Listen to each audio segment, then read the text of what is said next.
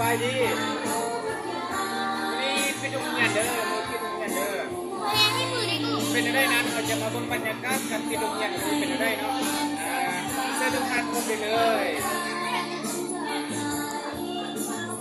ได้ทุก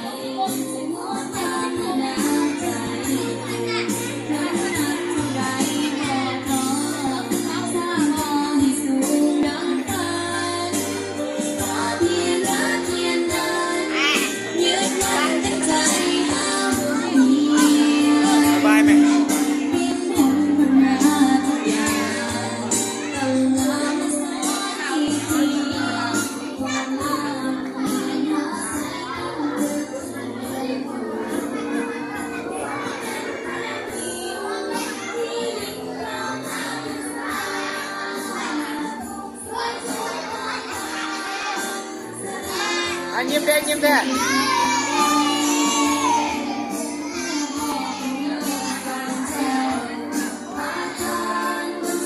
ยิ้มได้ยิ้มได้ยิ้มได้ยิ้มได้อันนี้บรรยากาศก่อนปิดโรงเรียนเนาะสรุปผลงานกันการสอนโรงเรียนมอโซเอสเอสลงบางเนาะจะได้ทำการปิดโรงเรียนกันนี้เนาะ